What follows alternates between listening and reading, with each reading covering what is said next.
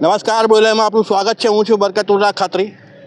હવે વરસાદ ટૂંક સમયમાં જ નજીકના ભવિષ્યમાં છે. એ સાથે જ સિહોદ પુલ પાસે જે ડાયવર્ઝન બનાવવામાં આવેલું છે એ ડાયવર્ઝનની સ્થિતિને લીધે અહીં કોંગ્રેસના કાર્યકરો આગેવાનો એકત્રિત પણ થયા છે અને તેઓ લાગણી દર્શાવી રહ્યા છે કે ચોમાસું આવશે તો આ 4 બુંગડાનું ડાયવર્ઝન જે પહેલાં બનાવ્યું હતું એના કરતાં ખૂબ નબળું છે, તે તૂટી જશે, ધોવાઈ જશે. તો આ વિસ્તારની પ્રજાનું શું? એક્સેસ એટલે કે અવર જવરનો એકમાત્ર મુખ્ય નેશનલ હાઈવે 56 પરનો આ માર્ગ, એનું ડાયવર્ઝન એ અહીંના વિકાસનો આધાર સ્તંભ છે, ધોરી નસ છે. અને જો ધોરી નસ કપાઈ જશે તો આ વિસ્તારની પ્રજાનું શું ચિંતા કરતાં કોંગ્રેસના કાર્યકરોને આગેવાનો એ મુલાકાત લીધી છે. એઓએ શું કહ્યું છે આપણે અંતમાં સાંભળીશું, પરંતુ અમે તમને અહીંની જે એ બ્રિજ બની રહ્યો છે એ બ્રિજ લગભગ 25 કરોડના ખર્ચે બની રહ્યો છે અને અત્યારે કામ પ્રગતિમાં છે. કુલ 18 મહિનાનું અને સ્ટિપ્યુલેટેડ ટાઈમ લિમિટ આપેલી છે અને એના જે કુલ ગાળા છે 32 મીટરનો એ ગાળો, એવા કુલ જે ગાળા છે એ બનવાનું ચાલુ છે. કેટલાક છે તે બનીને તૈયાર છે, કેટલાકના ફાઉન્ડેશનનું કામ ચાલે છે, કેટલાકના પિયર કેપનું કામ ચાલે છે, કેટલાકના પિયરનું કામ ચાલે છે અને કેટલાકનું પિયર કેપનું કામ ચાલે છે. હજુ સબ સ્ટ્રક્ચર પૂરું થયું નથી. જોકે સુપર સ્ટ્રક્ચરનું કામ અત્યારે ચાલુ છે અને જે એના જે બીમ છે, જે ગડર્સ છે, તે અત્યારે આપણે જોઈ શકીએ છીએ કે તૈયાર અને એને ક્યોરિંગ પણ ચાલી રહ્યું છે. અને આ એક નવી ટેકનોલોજીના બીમ છે. પહેલાં પ્રી કાસ્ટ અને પ્રી સ્ટેજ બીમ આવતા હતા, અત્યારે પ્રી ટેન્શન અને પ્રો ટેન્શન, પાસ ટેન્શન, એટલે કે જે ઉપર લોન્ચ કરે લગાવવામાં આવે, બની જાય ત્યાર પછી એની ઉપર એ ટેન્શનના સળિયા નાખવામાં આવશે. એ પ્રકારની એની પોસ્ટ ટેન્શન સ્ટ્રક્ચર કહેવાય.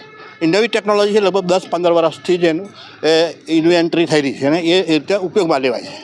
આપણે જે સિહોરનો પુલ છે ત્યાં ઊભા છે ભારત નદીના પટમાં અને અહીં કોંગ્રેસના કાર્યકરો આગેવાનો રોષ વ્યક્ત કરી રહ્યા છે કે આ વિસ્તારની પ્રજાની કોઈને ચિંતા નથી. અને અહીં જે નેશનલ હાઈવે 56 જિલ્લાને જોડતો આ એક મુખ્ય માર્ગ પછી પાછળથી જ્યારે ધોવાશે એટલે જે ડાયવર્ઝન આપવામાં આવેલા છે, એ ડાયવર્ઝન જે વૈકલ્પિક રસ્તા છે તેની પણ દુર્દશા થયેલી છે. ત્યારે અહીં વહીવટીતંત્ર અને સરકાર પર પસ્તાળ પાડતા નિવેદનો અહીંના આગેવાનો કર્યા છે. શું કર્યા છે આપણે સાંભળીએ. Thank you. પાર્ટીનું પ્રતિનિધિ મંડળ આ જે ભારત નદી ઉપર જે પુલ બની રહ્યો છે તે અને ડાયવર્ઝન જે ત્રીજી વખત બનાવ્યું છે એની મુલાકાત લેવા માટે એટલા માટે આવ્યા છે કે થોડાક જ સમયમાં વરસાદ શરૂ થવાનો અને પાછલા 5 વર્ષથી આ પુલ તૂટી ગયેલો છે અને 4 વર્ષથી ડાયવર્ઝન તૂટી જાય છે, બીજું બનાવે છે.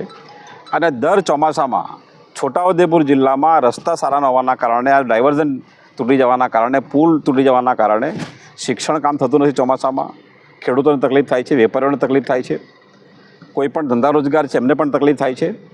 તો આ વખતે સરકાર ચોમાસા પૂર્વે આની વ્યવસ્થા કરી લે એવી અમારી લાગણી છે અને લાગણી એમને પહોંચે એટલા માટે અમે આ દેખવા માટે આવ્યા છે. અને જો સરકાર આ કામ કરશે નહીં અને ચોમાસામાં ફરી તકલીફ પડશે તો કોંગ્રેસ પાર્ટી તે સમયે આનો પૂરેપૂરો વિરોધ કરશે. કારણ કે સરકારને છોટાઉદેપુર જિલ્લા માટે કંઈ પડી હશે એવું લાગતું નથી. અહીંયા ખૂબ મોટી સંખ્યામાં 1.5 ડઝન તો સાંસદો છે, ધારાસભ્યો છે. એક પણ વ્યક્તિ આવીને મુલાકાત લેતો નથી. અહીંના વિદ્યાર્થીઓની શું હાલત થવાની છે, દરેક પેશન્ટની શું હાલત થવાની છે જોતો નથી. તો સરકારનું ધ્યાન આકર્ષિત કરવા માટે, એમની આંખ ઉઘાડવા માટે અમે આવ્યા છીએ. અમારી સાથે અહીં તાલુકાના પ્રમુખ કાજરભાઈ છે, તાલુકા પંચાયત સભ્ય વિષ્ણુભાઈ છે, જવનિકાબેન છે, બધા જ આગેવાનો છે, કનુભાઈ છે, સામાજિક આગેવાન મુલાકાત લીધી છે. અને આવતા દિવસોમાં જો આ કામ થશે નહીં તો અમે મોટું આંદોલન પણ કરીશું. આજરોજ અમે નેશનલ હાઈવે 56 ઉપર જે ભારત નદી ઉપર આવેલો પુલ જેનું નિર્માણ કાર્ય ચાલી રહ્યું છે ત્યાં અમે અત્યારે કોંગ્રેસના પ્રતિનિધિ મંડળ અહીંયા અને સામાજિક આગેવાનો સાથે આવ્યા છે. અમારી જે લોકોની રજૂઆતો છે, રજૂઆતોને ધ્યાને લઈને વિદ્યાર્થીઓને તેમજ શહેરમાં આવવા જવા માટે જે ખાતર બિયારણ લેવા માટે ચોમાસાના દિવસો છે, ખેતીનો સમય છે, ત્યારે લોકોને આવવા જવા માટે જે મુશ્કેલી પડવાની છે એ બાબતે અહીંયા તાત્કાલિક અસરથી કાર્યવાહી શરૂ કરે અને જે અગાઉ 2 થી 3 વાર ડાયવર્ઝન બનાવ્યું અને તૂટી ગયું અને એ જ હાલત આજે ડાયવર્ઝન બન્યું છે એની પણ કદાચ પ્રથમ વરસાદે હાલત થવાની છે. ત્યારે સરકારશ્રી, સરકારી તંત્ર તેમજ રાજકીય પ્રતિનિધિઓને અમે એક અહીંયાથી આ કોંગ્રેસના પ્રતિનિધિ મંડળ દ્વારા એક રજૂઆત કરવા માંગીએ છીએ કે વહેલામાં વહેલી તકે આ ડાયવર્ઝન પણ વ્યવસ્થિત રીતે બનાવવામાં આવે. સાથે સાથે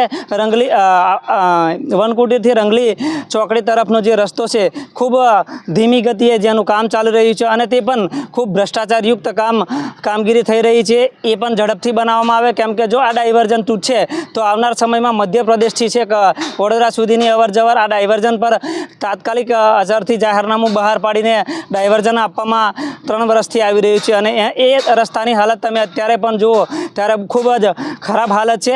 એટલે એ પણ અમારી માંગણી છે કે રસ્તાનું કામ પણ ઝડપથી પતાવવામાં આવે, સાથે સાથે આજુબાજુના જે પણ પુલિયાઓ છે જે તૂટી ગયા છે એની કામગીરી પણ ખૂબ ધીમી ગતિએ થાય છે, એ પણ ઝડપથી પૂરી કરવામાં આવે.